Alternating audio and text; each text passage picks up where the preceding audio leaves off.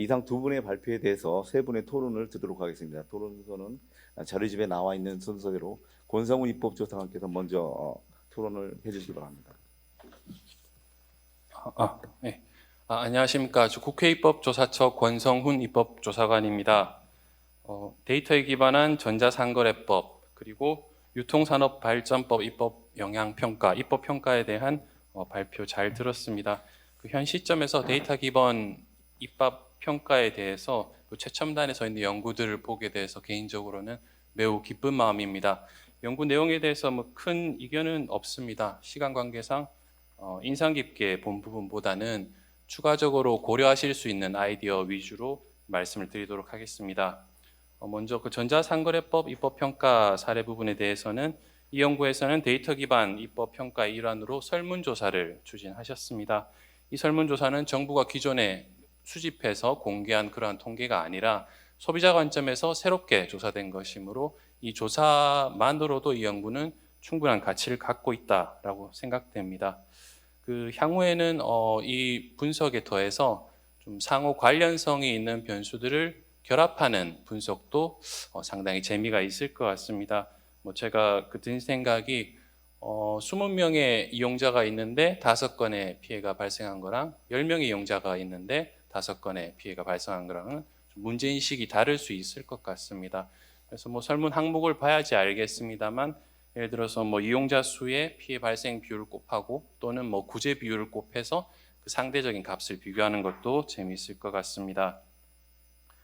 다음으로는 규범적 측면의 입법 평가에 대해서 조금 말씀을 드리겠습니다. 제가 이해하기로는 규범적 측면의 입법 평가라고 했을 때는 헌법과 같은 상위 규범과의 수직적 정합성 그리고 유사 법제와의 수평적 정합성 이런 것들을 보는 것으로 알고 있고 또 이 연구에서는 소비자 기본법과 이런 정합성을 훌륭하게 분석을 해주신 것 같습니다. 다만 제가 아쉬움이 들었던 부분은 그 뒤에 병렬적으로 해외 사례 분석이 있는데 이 부분에 대해서는 발제자께서도 충분히 설명을 해주셨습니다만 이게 우리나라가 후발국일 경우에는 국가 간의 차이를 일부 무시하고 빠르게 경쟁 대열에 합류하기 위해서 그것을 빠르게 이식할 수 있겠습니다만 우리나라의 경우에는 특히나 ICT 분야는 그렇고요. 과학기술 혁신 역량에서 우리가 과거에 선진국이라고 여겨왔던 국가들을 이미 상당 부분 추월한 바 있습니다. 그래서 그러한 점을 감안해서 해외 사례는 이게 규범적 측면의 입법 평가라기보다는 좀 앞쪽에 검토해서 나온다든지 아니면 다른 부분에서 참고 자료로 들어간다든지 그런 생각을 해봤습니다. 물론 이건 제가 법제연구원의 입법평가 프레임워크에 대해서 잘 몰라서 이해가 없어서 드리는 말씀일 수 있으니 참고만 부탁을 드리겠습니다. 두 번째로 유통산업발전법에 대한 입법평가에 대해서 의견을 말씀드리겠습니다. 잘 아시는 것처럼 자연과학 분야에서는 온도, 습도를 실험실 내에 통제한다든지 이러한 반복적인 외부 영향을 통제한 분석이 상대적으로 용이합니다. 그렇지만 사회과학 분야에서는 기본적으로 사람이 개입되기 때문에 이런 것들이 상당히 힘듭니다. 그럼에도 불구하고 이 연구는 다원적 관점에서 다양한 관점에서 입법의 영향을 설계하고 또 계량적 분석을 시도했으며 그냥 정책 효과가 아니라 순 정책 효과의 추정을 시도했다는 측면에서 저는 이 방법론의 발전에 상당히 크게 기여했다 그렇게 보고 있습니다. 좀 세부적인 부분을 말씀드리면 영업 규제 효과를 소상인 중기 효과, 소비자 단기 효과 등으로 이렇게 기간을 구분해서 분석을 해주셨습니다. 일반적으로 이렇게 정책이든 입법이든 효과를 추정할 때 딱 들어맞는 그 데이터가 있으면 그대로 활용하면 되겠지만 그렇지 않은 경우에는 총 정책 효과를 추정하고 관련성이 없는 부분을 떼내서 이렇게 순 넷 효과를 보는 방식을 주로 취하게 됩니다. 그런데 의외로 이 최초로 집계되는 총 효과가 최종적으로 집계되는 순 효과에 미치는 영향이 꽤 큽니다. 그래서 이 총 효과를 어떻게 잡느냐가 결과에 상당히 중요한 영향을 미치는데요. 이 총 효과를 잡을 때는 적용 대상의 범위 그리고 그 기간 동안의 증가율 이런 가정에 따라서 그 값이 또 확확 바뀝니다. 그렇기 때문에 이 연구에서 이렇게 기간을 구분하신 거에 대해서 아마 보고서 전문에 잘 있을 것 같습니다만 보다 상세한 설명이 있으면 좋겠다라는 생각을 갖고 있습니다. 그리고 신규 입점에 따른 효과 분석을 위해서 SSM이 일정한 조건 하에서는 잠재적으로 전통시장과 보완 관계에 있을 수 있다라는 가설을 수립하시고 실제로 그런 결과가 나타났다는 점을 이렇게 기술을 해주셨습니다. 이 분석에 대해서 제가 이견은 없고요. 다만 아시다시피 상호 관련성이 있다는 거랑 서로 원인과 결과 관계에 있다는 것은 다른 문제입니다. 상관성이 인과성을 보장해 주지는 않습니다. 그리고 입법과 정책 논의에서 그 자주 볼 수 있는 사례가 연구자가 의도한 이상으로, 연구자가 보고서에 기술한 이상으로 확대 해석돼서 그것을 바탕으로 정책 제안이 나오고 입법 제안이 나오는 경우도 분명 종종 있습니다. 그래서 그 기술해 주신 부분, 설명해 주신 부분 충분히 타당하다고 생각합니다만 상권이 확대되었다든지 유동 인구가 확대되었다든지 보다 다른 여러 가지 가능성에 대해서도 함께 기술해 주시면 향후에 그런 부작용을 조금 더 방지할 수 있지 않을까라는 생각을 갖고 있습니다. 마지막으로 그 지출액의 변화 금액에 기반해서 증가 또는 상당히 증가 등의 해석을 해주셨습니다. 이러한 해석이 충분히 가능하고 사실 저도 이런 해석이 이해하기가 더 쉽습니다. 그렇지만 이게 계량 분석을 기본으로 하고 통계 분석을 한 것이기 때문에 통계학적 차이 검정 결과도 보여주시는 게 어떨까 싶습니다. 예를 들면 이런 거죠.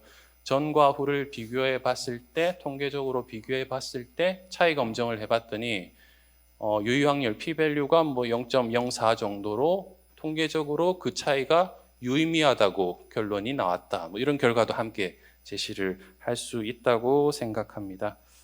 이 정도로 토론을 마치겠습니다. 감사합니다. 네, 감사합니다. 박수부터. 이게 전문적인 용어가 나와가지고 요약하기 어렵네요.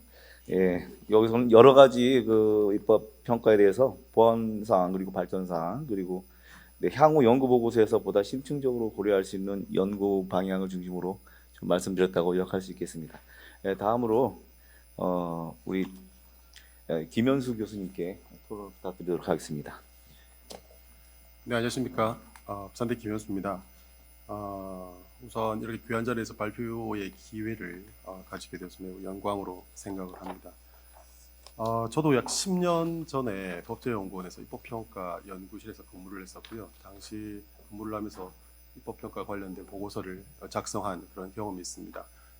그 경험에 비추어 보아서 저희가 입법평가라고 하는 것의 의미에 대해서 제가 그 보고서를 쓰면서 좀 좋은 경험이 있는데요. 징벌적 손해배상 제도와 관련된 입법평가 보고서를 작성한 적이 있습니다.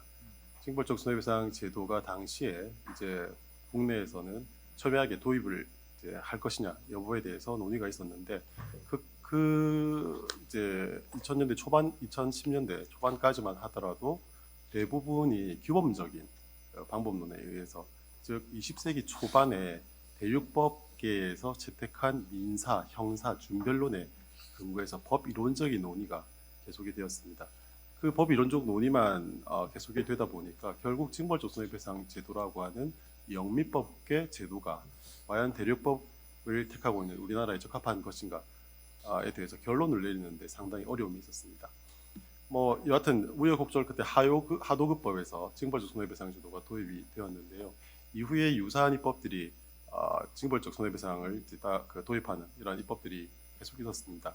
근데 제가 2012년에 징벌적 손해배상 제도와 관련된 입법평가 보고서를 작성을 할 때 전통적인 규범적인 방법론 그리고 경제학적인 방법론 그리고 전문가를 통한 설문조사를 했었습니다. 근데 그 보고서가 이후에 징벌적 손해배상 제도를 도입하는 즉 구속입법을 하는데 정당성을 제공하는 데 많이 활용이 되었다고 생각을 합니다. 그리고 실제로 그런 이야기를 또 주위에서 제가 많이 들었었고요. 그리고 다음으로 오늘 저희가 지금 이야기를 하고 있는 이 데이터에 기반한 입법평가라고 하는 부분에 있어서도 저희가 2013년에 국회 입법조사처 아까 김준 실장님이 계셨는데 지금 자리에 안 계신데요. 김준 실장님을 비롯해서 국회 입법조사처 분들하고 그리고 한국법제연구원 입법평가 연구실에서 공동으로 입법 평가를 위한 실증 법학 방법론이라고 하는 번역서를 저희가 출판을 했었습니다. 아까 김준 실장님을 복도에서 배웠었는데 아직까지 새로 입조처에서 이제 변호사분들이나 오시는데 데이터 기반과 관련된 입법 평가에 관심이 있는 분들에게는 그 책을 소개해서 주신다고 말씀을 들었습니다. 그리고 여하튼 그 2013년 버전의 기억을 저는 가지고 있는데 오늘 첫 번째 세션에서의 발제 토론 그리고 두 번째 세션에서의 구체적인 그런 주제에 대한 입법 평가에 대한 발표를 들으면서 입법 평가라고 하는 것에 대한 인식도 굉장히 높아졌고 그리고 방법론에 대해서도 굉장히 상당한 발전이 있었구나라는 것을 느끼는 한편 또 개인적으로는 많은 것을 배운 것 같습니다. 오늘 학술 대회가 입법 평가의 방법 또는 방법과 관련된 것이기 때문에 두 번째 세션에서 말씀해주신 전자상거래법이라든지 유통산업발전법에 대한 실체적인 내용보다는 그냥 입법 평가 방법론에 대해서 제가 느낀 점을 간단히 말씀을 드리고 궁금한 점을 그냥 하나 질문하는 것으로 토론에 가름하고자 합니다. 일의적인 하나의 그 정의를 저희가 입법 평가에 대해서 갖는 것은 굉장히 힘든 거라고 생각이 되는데요. 제가 생각할 때 입법 평가라고 하는 것은 궁극적으로 법령의 잠재적 그리고 실질적인 부작용을 최소화하고 아울러서 법령의 그 정당성을 또 제공을 해서 결국 최선의 입법을 실현하는 것이 목적이 아닐까라는 생각을 합니다. 그래서 이를 위해서 특정한 법령안이라든지 현행 법령에 대해서 상정하는 실질적인 효과를 과학적, 체계적으로 파악을 하고 또 분석하는 것이 또 입법 평가를 저희가 이해할 수 있는 하나의 그 견해가 아닌가라는 생각이 듭니다. 근데 입법 평가와 관련해서 앞에서도 많이 말씀을 해주셨지만 방법론이라고 하는 그러한 것을 이야기를 할 때는 어떤 하나의 일원화된 평가 기준이라든지 또는 획일화된 그런 기법을 적용하기가 쉽지 않을 것 같습니다. 결국 개별 법령에 대해서 평가의 목적이 무엇이냐 그리고 입법 과정 그리고 사전적 입법 평가일 것이냐 이전에 저희가 이야기했던 것처럼 병행적이냐 사후적이냐 이런 그 입법 과정의 여러 가지 단계에 따라서 다양한 그러한 방법론이 전통적인 방법론부터 현대적인 방법론까지 적용이 될 수 있을 거라고 생각을 합니다. 방법론과 관련해서 이러한 다원적인 방법론 또는 융합적인 방법론 이 채택이 될 수밖에 없다. 그리고 그러한 방법론이 법령에 대한 입법의 정당성을 보다 효과적으로 제시할 수 있다라고 한 측면을 생각을 해보면 오늘 발표해 주신 두 가지 이 사례는 모두 굉장히 이러한 관점에 충실한 그러한 평가가 아닌가라는 생각을 합니다. 우선 사전적 입법 평가로서 전자상거래법에 관한 평가는 전자상거래 법안에서 통신판매 중개업자에 대한 규제 강화라고 하는 것을 주된 쟁점으로 우선 파악을 하시고 그리고 그 입법의 필요성, 효과성, 체계적합성, 실효성이라고 하는 평가 기준을 굉장히 잘 설정하신 것 같습니다. 그래서 그리고 그 이제 방법론으로는 우선 설문조사를 통해서 전자상거래 소비자 피해 현황에 대한 구체적인 데이터를 수집해서 입법을 통한 대안 제시가 필요하다라는 점을 적절히 제시를 하고 계신 것 같고요. 다음으로 규범적인 방법론으로서 체계적합성 평가를 하는 동시에 전문가 그리고 이해관계자에 대한 별도의 의견 수렴을 해서 실효성 기준에 대한 평가를 또 하고 계십니다. 아울러서 전자상거래 플랫폼 사업자에 대한 규제를 강화하는 데 따르는 후생 효과에 대한 경제적 분석을 통해서 법안의 효과성을 또 다양한 관점에서 평가를 하고 있습니다. 그 결과 현행법에 대한 법체계적인 관점 그리고 실체적 내용의 관점에 대안을 적절히 제시하고 있는 것으로 보입니다.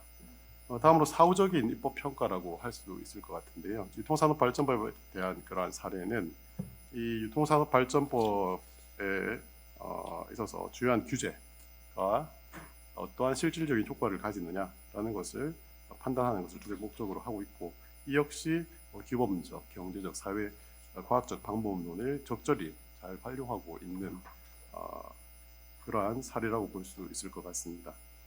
결국 이 두 사례 모두 실제 특정한 법령안 그리고 개정 법률의 특정 규제에 대해서 입법평가의 목적이 무엇이고 대상이 또 무엇이고 그리고 이러한 것을 바탕으로 해서 적용 평가 기준을 적확하게 인식을 하고 있다고 생각이 됩니다.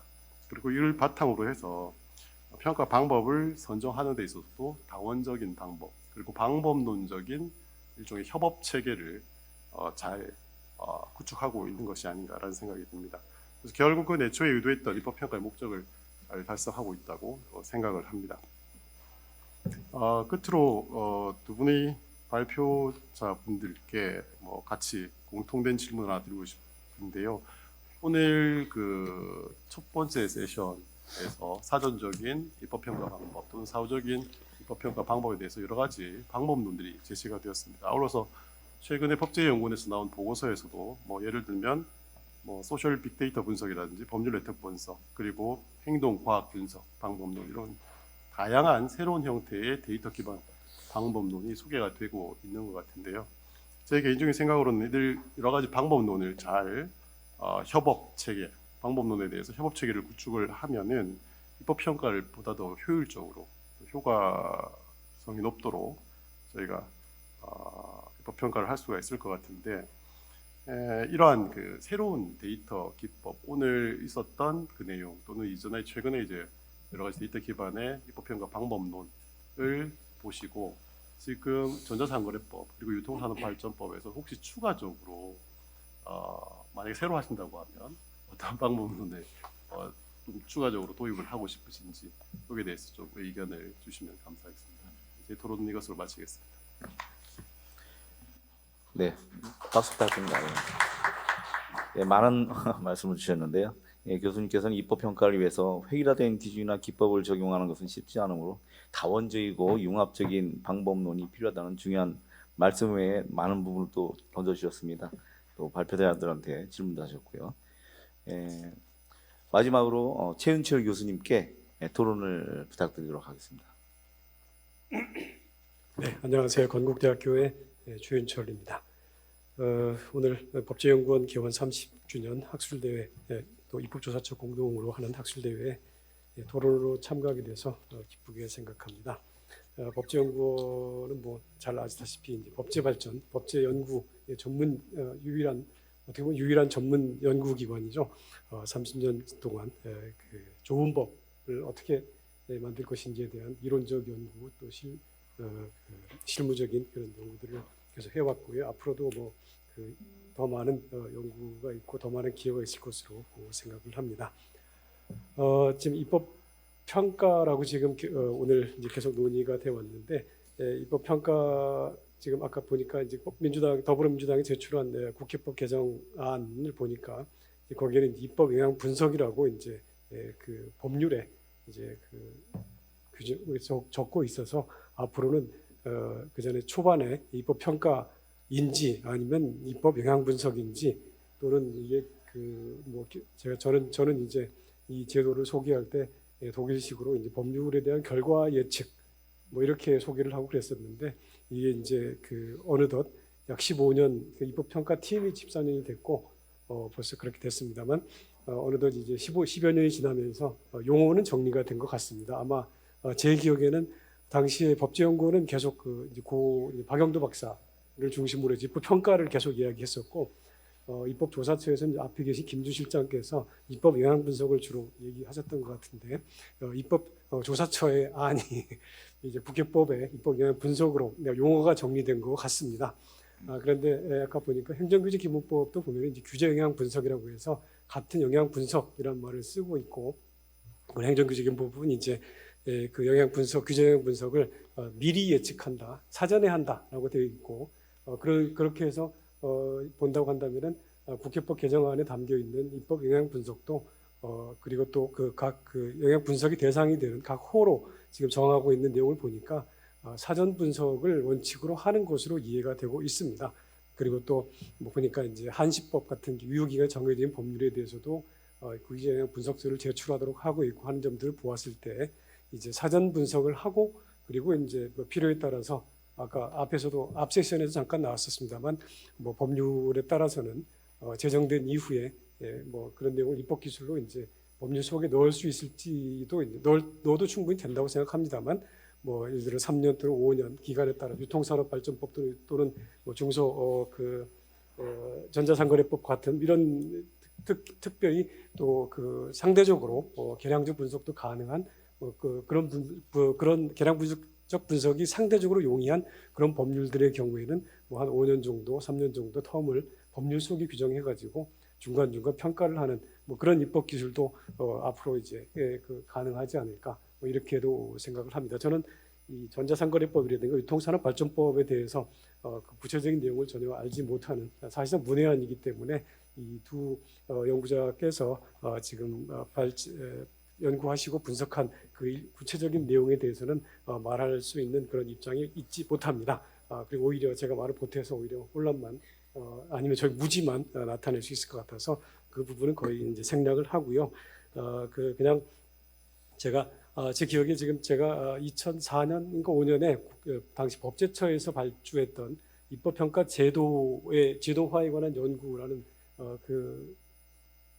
한번 연구 영역이 있었습니다. 그때 연구 책임자로 기획 2005년도에 법제처에 이제 입법평가의 제도화에 관한 연구에서 결과 보고서를 제출했었고 그리고 얼마 안 가서 이제 법제연구원의 입법평가팀이 만들어져서 입법평가가 본격적으로 연구됐었고 초기에는 거의 아까 앞에 잠깐 말씀드렸습니다만 그만큼 이제 용어가 정리된 것처럼 초기에는 한 몇 년 동안은 처음부터 다시 설명해야 되는 입법평가가 뭐다, 이게 어떻게 다르다, 규제형 분석과 다르다, 정책과 입법은 다르다, 뭐 또 규제형 분석 이른바 레귤러터리 임팩트 어세스먼트와 그리고 레지슬라티브 임팩트 어세스먼트가 어떻게 다르고 범위가 어떻고 이 부분을 매번 장소가 다른 곳마다 설명을 해야만 했었습니다. 아까도 앞 세션에서도 이제 그 토론자 분께서 이제 그 평가라는 것이 과연 입법자를 구속하는 거 아니냐라는 그런 이제 그래서 부정적이지 않느냐는 그런 의견을 말씀하셨는데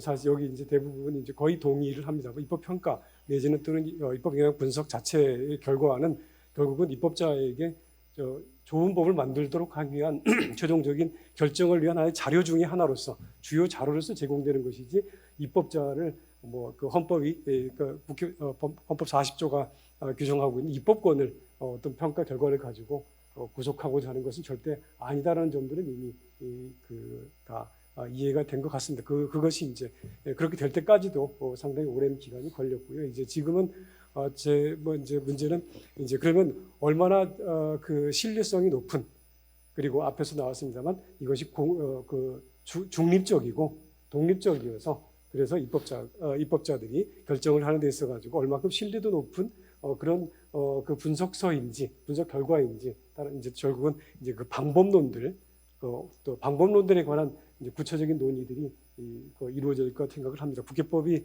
79조 79조의 4항이라고 되어 있던데 개정안이 그대로 통과될지는 잘 모르겠습니다.만 통과된다는 전제를 했을 때 이제 국회 규칙의 그 부분이 어떤 식으로 어떻게 담겨 나갈지 이제 그 부분이 이제 앞으로 더 논의를 해봐야 되지 않을까 생각을 하고요. 그런 그 측면에서 지금 전자상거래법과 유통산업발전법 이제 하나는 사전 평가를 이제 거의 그 주로 하는 그런 그 평가서이고 하나는 이제 사후 평가를 중심으로 하고 있는데 여기서 사용되었던 이런 규범적 분석 방식들 또는 계량적 분석 방식들 그리고 이제 특히 경제적 분석 방식 중에서 뭐 비용 편익의 관계라든가 또 이제 규제와 관련해 가지고 많이 소개되었던 그런 그 표준 비용 모델이라든가 이런 부분들이 이제 충분히 더 많은 그런 그 사례를 가지고 분석을 하면서 제시가 돼 가지고 이 평가 방법들이 이런 평가 방법은 좀 더 이전보다 더 합리적이고 또 과학적이고 그리고 특히 어떤 정치적인 그런 영향에 따라 좌우되지 않는 독립성이 확보되어 있는 중립적인 그런 평가 결과다라는 것이 이제 입법자들에게 각인될 수 있도록 하는 그런 노력이 필요하지 않을까 이제 생각을 합니다. 그리고 앞에서 이제 두 분 발제자께서도 이제 말씀을 하셨지만 두 분 발제자는 지금 이제 법학을 이제 기반으로 하고 있죠. 그런데 이제 법률은 뭐 각 분야별 따라 다 다르기 때문에 지금 뭐 유통산업발전법 또는 그런 그 전자상거래법 이런 부분들은 그 법학만을 베이스로 하고 있는 그런 입장에서 전체를 이해하기도 어렵고 그걸 또 평가 분석을 한다고 한다면 결국은 앞에서 이제 이 분석을 하기 위해서 이제 여러 분야의 그 전문가들과 협업을 했었고 그리고 또 이제 그 방법으로서도 이제 그 수범자들 집단들을 세부적으로 분류하고 거기에 따른 결과들을 가지고 또 그걸 또 이제 뭐 경제학적 분석들, 사회학적 분석들을 하는 이제 그런 종합적인 내용을 내는 것처럼 제 개인적인 생각으로 어느 한 기관이 이것을 전체적으로 통합해서 주도한다는 것은 거의 불가능하다고 생각을 합니다. 뭐 그 예로서 이제 독일의 경우 이제 입법 평가 제도 또는 입법 영향 분석 뭐 이런 제도를 이제 이런 것을 제도화한 그리고 가장 그 현재로서는 잘 제도화했다고 하는 독일의 경우도 뭐 국가규범통제원이라고 말하는 그 규범통제원의 경우도 사실 위원들 7명 내지 9명 정도밖에 없는 상태에서 이제 그 전체적인 컨트롤 타워로서 기능을 하고 있고 그래서 그 이제 그런 역할 컨트롤 타워로서 이제 역할을 하고 그리고 이제 각 이 법률 안들 이제 사전 분석이 됐든 사후 분석이 됐든 이 법률 안들에 대해서 이제 컨트롤 타워는 이제 설계하는 거죠. 설계하고 기획하고 그 부분들을 이제 어떻게 입법자에게 이러한 내용 타당성들, 신뢰성을 신뢰도가 있는지를 이제 관찰하는 그런 역할을 하면서 이제 평가를 조직하는 뭐 그런 역할을 해야 될 것 같고 지금 아까 또 뭐 그런 기관들이 그러면 어디에 이제 설치돼야 될지라는 부분도 한번 뭐 이제 국회의 경우는 입법조사처가 이제 법률이 정하고 있으니까 입법조사처가 담당을 할 것이고 또 보니까 정부도 법률을 제출할 때 입법 영향 분석서를 제출하도록 지금 그 국회법 개정 안에는 지금 들어가 있습니다. 그러면 정부도 지금 행정규제기본법상에 있는 규제 영향 분석을 넘어서 가지고 이제 그걸 넘어서는 입법 영향 분석을 이제 해야 되기 때문에 아마 어느 곳에 이제 그것이 생겨날지 현재처럼 규제기획위원회가 확장이 될지 아니면 뭐 법제처라든가 이런 입법기관 쪽에서 그 부분을 담당을 해야 될지 아마 정부 만약에 법률안이 이제 개정안이 통과된다고 한다면 바로 닥칠 문제라고 생각을 합니다. 이제 그럴 때 이제 제 생각엔 주의해야 될 것이 우리가 다 평가를 하겠다, 모든 걸 장악하겠다라고 하는 그런 시도를 그런 생각을 하지 않고 이제 우리는 기획하고 조직하고 컨트롤하고 이제 신뢰도를 우리가 보증하는 그 정도에서 그 법률 안에 또는 법률에 그 수범자 집단과 그리고 집행자 입장을 충분히 고려한 평가 집단을 얼마큼 잘 만들어낼지 이게 이제 앞으로 과제가 되지 않을까 저는 그렇게 생각을 합니다. 지금 제가 토론문이라고 이제 적어 놓았는데 그 내용을 그냥 요약을 했고요.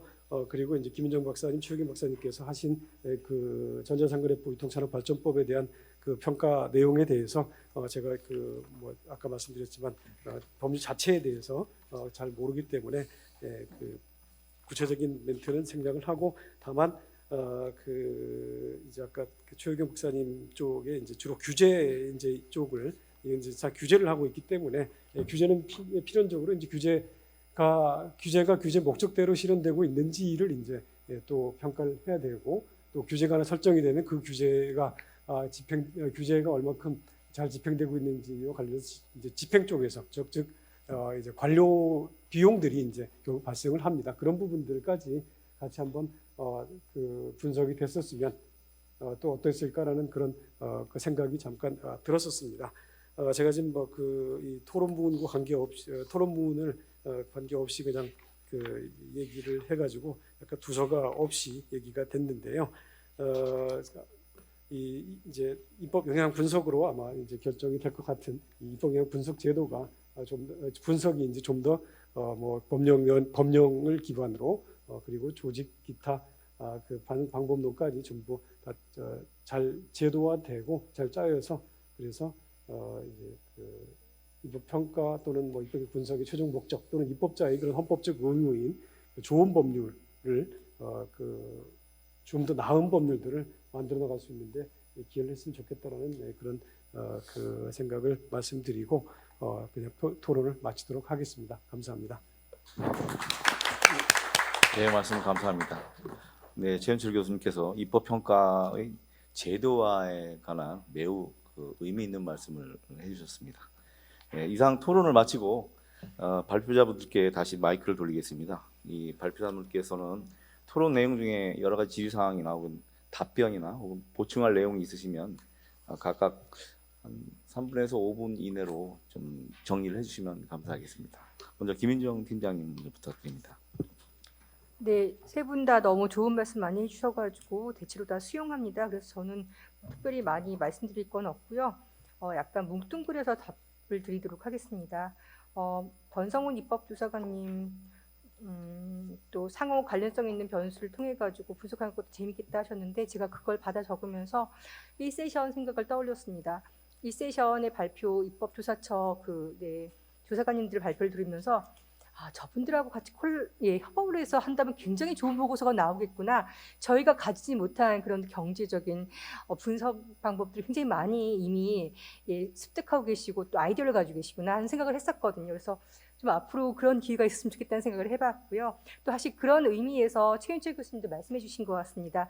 입법평가 특히 사전적 의회 입법에 대한 평가가 도입된다 할지라도 그것은 어떤 특정한 부처, 어떤 기관이 설정되겠지만 입법조사처가 될 것 같긴 합니다만, 네, 거기서 또 다른 또 기관과의 협업을 통해서 좀 전문성을 보완하신다고 제가 생각을 했습니다. 그런 의미에서 좀 전문기관 간의 협업이 중요하다는 생각을 해봤습니다.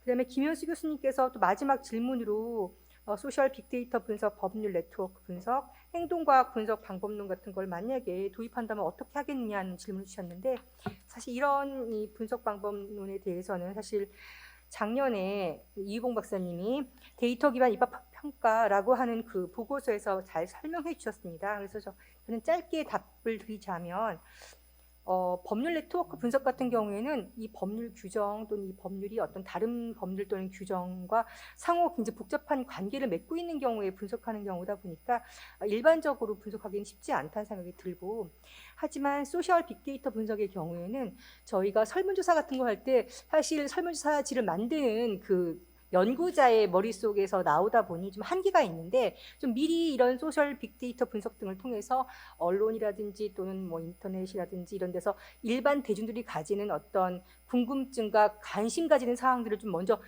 추출한 다음에 그걸 가지고 설문을 만든다면 굉장히 의미가 있겠다는 생각을 해서 그런 좀 보완을 좀 하고 싶다는 생각을 했고요.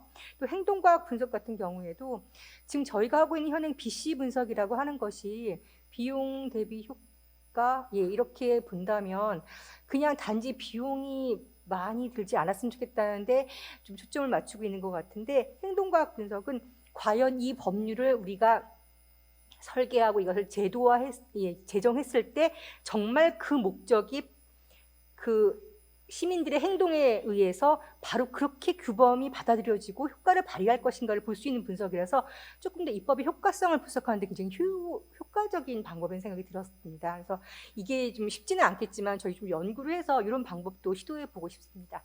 이상입니다. 네, 감사합니다. 그다음에 최유경 팀장님 부탁드립니다.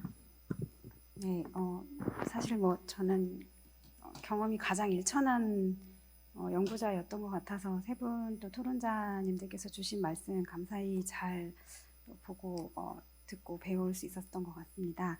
먼저 이제 몇 가지만 답변을 드리자면 권성훈 조사관님께서 주신 예리한 지적들은 굉장히 감사드리고요. 저희 보고서가 이제 600페이지고 오랜만에 제가 머릿말을 보니까 저희가 이제 한 연구자가 한 챕터를 쓴 게 아니라 한 챕터를 초고를 쓰고 그다음 사람이 받아서 쓰고 이제 책임이 감수를 하고 이런 식으로 다 분할을 해서 썼습니다. 특히 이제 경제학적 분석 부분은 경제학자께서 쓰신 언어가 그 안에 다 있는데 이 보고서는 경제학자를 대상으로 경제학도를 위한 게 아니었어서 이제 고민 끝에 일부 좀 일반인들이 보시기에도 이해가 가능할 수 있는 언어로 조금 순화했던 부분들은 있어서 아마 조금 로데이터를 봐주시면 주셨던 지적들이 약간 보충이 되어 있지 않을까 이제 이런 말씀을 드리고 싶고요. 우리 김현수 교수님께서도 이제 좋은 말씀을 많이 주셨고 저희 부족한 연구를 굉장히 높게 평가해 주신 것 같아서 토론자 분들께도 다 감사를 드리는데 이제 다양한 방법론들이 최근에 많이 제시되고 있는 것 같긴 합니다. 근데 저는 사실 이제 법학을 하는 사람들이 너무 최신의 팬시한 방법론에 기대기보다는 아까 1세션에서도 그런 말씀이 잠시 나왔는데 되게 로버스트한 방법론을 좀 더 체화할 필요가 있고 제가 이 계량경제학을 사실 거의 모르는 사람이지만 이 로데이터를 그 교수님 댁에 가가지고 그냥 화면에 보고 다 같이 했습니다. 왜냐하면 경제학자가 분석하는 거랑 이제 법학자가 이 규제를 이해하고 이걸 분석하는 게 다를 수 있기 때문에 그 조율 작업이 굉장히 품이 많이 들었고요.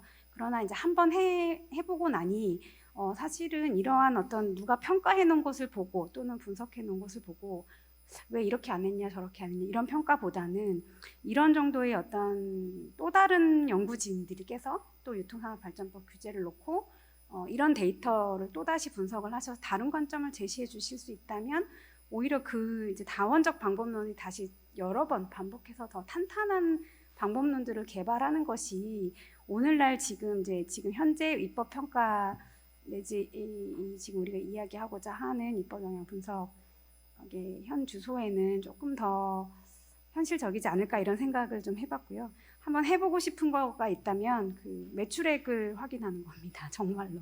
그래서 중소상인 매출액이 너무너무 궁금했고 이제 하여튼 정말 모든 수를 다 써봤는데 확보가 불가능했고요.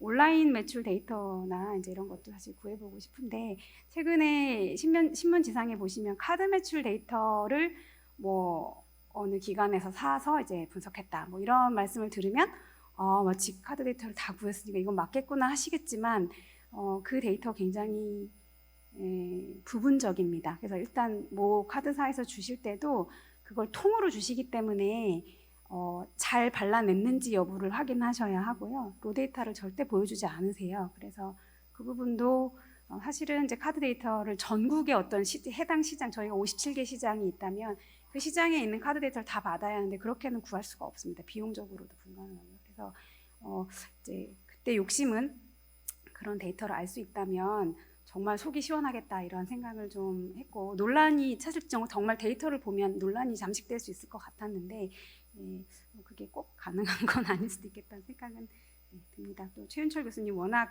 저희 입법평가 사업에도 굉장히 많이 이제 연구를 도와주시는 또 연구자셔서 주신 말씀 잘 명심하도록 하겠습니다. 감사합니다. 이제 마지막 6시로 다 가고 있는데요. 이상으로 발표자와 지정된 토론자 여러분들의 발표 및 토론을 모두 들었습니다. 네, 오늘 역량 있는 이 전문가분들의 의견에 모두 감사드리고요. 이제 제2세션을 마무리할 때가 된 것 같습니다. 네, 이번 세션에서 저희는 전자상거래법과 유통산업발전법에 대한 입법평가 사례를 듣고 이에 관해서 다양한 의견을 교환했습니다. 데이터에 기반한 입법평가가 나아가야 할 방향에 관해서도 많은 얘기를 나눴고 그 한계와 향후 제도화에 대한 의견도 나눴습니다. 여러 전문가분들께서 강조해 주신 바와 같이 현재 우리는 입법 영향 분석이 한 단계 더 도약할 수 있는 중요한 분기에 와 있는 것으로 보입니다. 오늘의 논의 결과가 우리나라 입법 영향 분석, 입법 평가 방법론의 앞으로의 발전과 제도화에 많은 기여를 할 수 있을 것으로 믿습니다. 바쁘신 와중에도 발제와 토론을 맡아주신 전문가분들과 토론에 참여해 주신 모든 분들께 감사의 말씀드립니다. 이것으로 제2세션 토론을 모두 마치도록 하겠습니다. 감사합니다.